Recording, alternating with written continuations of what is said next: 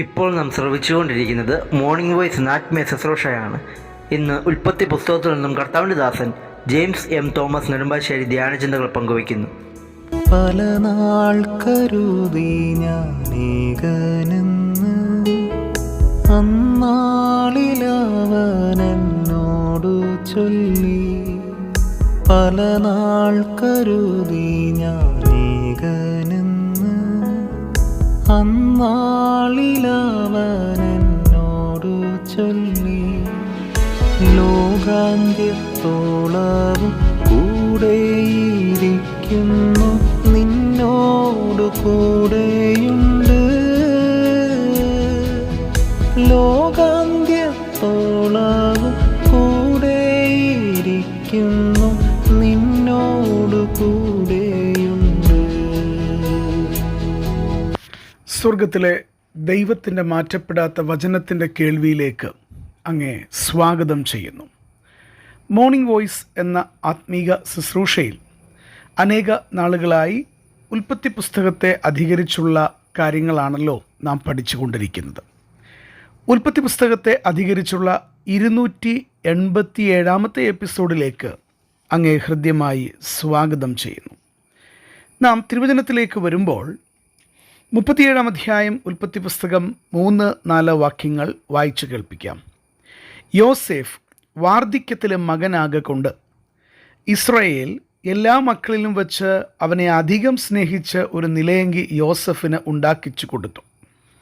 അപ്പൻ തങ്ങളെല്ലാവരേക്കാളും അവനെ അധികം സ്നേഹിക്കുന്നുവെന്ന് യോസഫിൻ്റെ സഹോദരന്മാർ അവർ അങ്ങനെ കണ്ടിട്ട് അപ്പൻ തങ്ങളെക്കാൾ കൂടുതൽ യോസഫിനെ സ്നേഹിക്കുന്നുവെന്ന് കണ്ടിട്ട് തുടർന്ന് യോസഫിനോട് വളരെ ക്രൂരമായ നിലയിൽ പെരുമാറുന്ന ചരിത്രമാണ് നാം ഓർത്തുകൊണ്ടിരിക്കുന്നത്. ഒടുവിലത്തെ ഭാഗത്തിൽ നാം ഓർത്തത് അവർ അവനെ എടുത്ത് ഒരു കുഴിയിലിട്ടു. അത് വെള്ളമില്ലാത്ത പൊട്ടക്കുഴി ആയിരുന്നു എന്നുള്ളതാണ്. എന്തെല്ലാം ദ്രോഹങ്ങൾ അവനോട് ചെയ്തു. ഒടുവിലായിട്ട് അവൻ്റെ വസ്ത്രം അത് വലിച്ചൂരി, അത് കീറി, അതൊരു ദുഷ്ടമൃഗം തിന്നു കളഞ്ഞുവെന്ന് പറഞ്ഞ് ഒരാട്ടിൻകുട്ടിയുടെ രക്തത്തിൽ കുതിർത്ത് അപ്പൻ്റെ അടുക്കലേക്ക് കൊടുത്തുവിട്ട് അപ്പൻ സങ്കടത്തോടെ കരയുന്ന ചിത്രം നാം ഓർക്കുകയുണ്ടായി. തുടർന്ന് അവനെ ഒരു പൊട്ടക്കുഴിയിൽ, വെള്ളമില്ലാത്ത പൊട്ടക്കുഴിയിലേക്കിട്ടു. നാം ഓർത്തതുപോലെ അത് ആഴമുള്ള കുഴി ആയതുകൊണ്ടാണല്ലോ അവനെ വലിച്ചു കയറ്റേണ്ടി വന്നത്. യോസഫിൻ്റെ സഹോദരന്മാരുടെ ക്രൂരതയുടെ ഒടുവിലത്തെ ചിത്രമായിട്ട് 28 അധ്യായം 37 വാക്യത്തിൽ ദൈവത്തിൻ്റെ പരിശുദ്ധാത്മാവ് രേഖപ്പെടുത്തിയിട്ടുള്ളത് ശ്രദ്ധിച്ചാലും നമ്മളിങ്ങനെ വായിക്കുന്നു: ഇസ്മയേല്യർക്ക് 20 വെള്ളിക്കാശിന് യോസഫിൻ്റെ സഹോദരന്മാർ അവനെ വിറ്റു എന്ന് കാണുവാൻ കഴിയുന്നു. വാസ്തവത്തിൽ ഈ കുഴിയിൽ നിന്ന് വലിച്ചു കയറ്റുമ്പോൾ യോസഫിന് എന്തെങ്കിലും പ്രതീക്ഷ മനസ്സിലുണ്ടായിരുന്നുവോ അറിഞ്ഞുകൂടാ. എന്നാൽ അവർ വലിച്ചു കയറ്റിയത് നല്ലതിനു വേണ്ടിയായിരുന്നില്ല, മറിച്ച് വിറ്റ് കളയാനായിട്ടാണ്. അവൻ്റെ ശല്യം എന്നേക്കും അവസാനിപ്പിക്കുക എന്നുള്ള ദുഷ്ടചിന്താഗതിയോടുകൂടെ തങ്ങളെ തേടി വന്ന് തങ്ങളുടെ ക്ഷേമം അന്വേഷിക്കുവാൻ അപ്പനാൽ അയക്കപ്പെട്ട ഇളയ സഹോദരനെ അവരിതാ വലിച്ചു കയറ്റി വിൽക്കുന്ന ചരിത്രമാണ് കാണുവാൻ കഴിയുന്നത്. തീർച്ചയായിട്ടും തന്നെ വിൽക്കരുത് എന്ന് അവൻ കരഞ്ഞ് പറഞ്ഞിട്ടുണ്ടാകും എന്ന് ഞാൻ വിശ്വസിക്കുന്നു. എന്നാൽ ഈ കരച്ചിലൊന്നും ആ ക്രൂരന്മാരുടെ ഹൃദയത്തെ അലിക്കുവാൻ പര്യാപ്തമായിരുന്നില്ല. പ്രിയപ്പെട്ട സഹോദരങ്ങളെ, വളരെ വ്യക്തമായി ഓർമ്മപ്പെടുത്തട്ടെ, ദൈവത്തിൻ്റെ പരിശുദ്ധാത്മാവിനാൽ നിറയപ്പെടുന്ന ഒരു മനുഷ്യന് മറ്റുള്ളവരുടെ കണ്ണുനീരിൻ്റെ മുൻപിൽ നിൽക്കാതിരിക്കാൻ സാധിക്കുകയില്ല. നമ്മുടെ കർത്താവിനെ തന്നെ ശ്രദ്ധിച്ചു നോക്കിയാൽ അനേകരുടെ കരച്ചിലിനും അനേകരുടെ നിലവിളിക്കും മുൻപിൽ അവിടുന്ന് നിന്ന കാര്യം വിശുദ്ധ തിരുവെഴുത്തിൽ സുവിശേഷങ്ങളിൽ നമുക്ക് കാണുവാൻ കഴിയുന്നുണ്ട്. എന്നാൽ ഇവിടെ ഇതാ തങ്ങളുടെ ഇളയ സഹോദരൻ്റെ കണ്ണുനീരിൻ്റെ മുൻപിൽ നിൽക്കാതെ അവനെ വിറ്റുകളയുന്ന ക്രൂരന്മാരായ സഹോദരന്മാരെയാണ് തിരുവചനം നമുക്ക് കാണിച്ചു തരുന്നത്. അവനെ 20 വെള്ളിക്കാശിന് വിറ്റ് കളയുവാൻ അവരുടെ കൈകൾ വിറച്ചില്ല. ആ നാണയത്തുട്ടുകൾ വാങ്ങുമ്പോൾ അവരുടെ കൈകൾ തെല്ലും വിറച്ചില്ല. യോസഫിൻ്റെ ഹൃദയം തകർന്നുള്ള കരച്ചിൽ അവരുടെ കല്ലുപോലെയുള്ള ഹൃദയങ്ങളിൽ ഒട്ടും തട്ടിയില്ല, അത് അലിഞ്ഞതുമില്ല. കല്ലിച്ച ഹൃദയങ്ങളിൽ അവൻ്റെ ഹൃദയഭേദകമായ കരച്ചിൽ തെല്ലുപോലും ചലനമുണ്ടാക്കിയില്ല. എത്രമാത്രം ക്രൂരന്മാരായ സഹോദരന്മാരെയാണ് നമുക്ക് ഇവിടെ കാണുവാൻ കഴിയുന്നത്. പ്രിയപ്പെട്ടവരെ, ഒരു ദൈവ പൈതലിൻ്റെ ഹൃദയമെന്ന് പറയുന്നത് അത് അലിയുന്ന ഹൃദയമാണ്. ദൈവസന്നിധിയിൽ തങ്ങൾക്ക് മറ്റ് കൂട്ടു സഹോദരന്മാരോടുള്ള മനോഭാവത്തിൻ്റെ പ്രതിഫലനം നമുക്ക് ജീവിതങ്ങളിൽ കാണാനായിട്ട് കഴിയണം. ഇവിടെ ഇതാ തങ്ങളെ തേടി വന്ന തങ്ങളുടെ അനുജനോട് എന്തെല്ലാം ക്രൂരതകൾ ചെയ്തിട്ട് ഒടുവിലായിട്ട് അവനെ എന്നേക്കുമായി ഇനി കാണണ്ട എന്ന ചിന്തയോടുകൂടെ അവനെ കച്ചവടക്കാർക്ക് വിറ്റുകളയുന്ന വല്ലാത്ത ദുഃഖകരമായ ചരിത്രം നമുക്ക് കാണുവാൻ സാധിക്കുന്നു.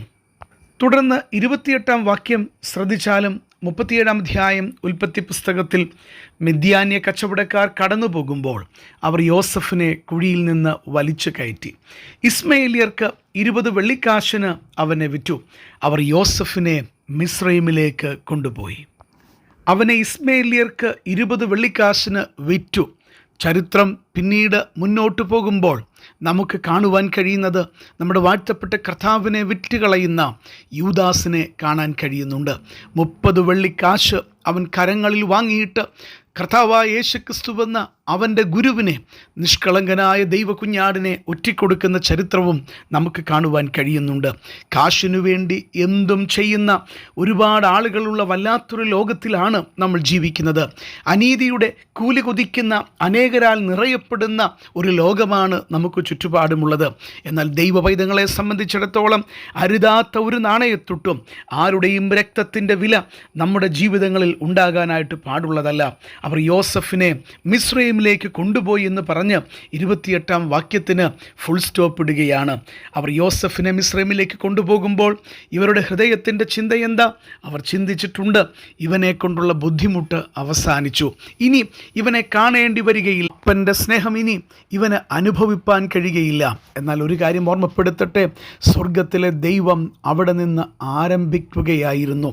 അവരുടെ കണ്ണിന് മറയപ്പെട്ടവനായി അവനെ മിസ്രൈമിലേക്ക് കൊണ്ടുപോകും ഒരു ചരിത്രത്തിന് ദൈവം ആരംഭം കുറിക്കുകയായിരുന്നു.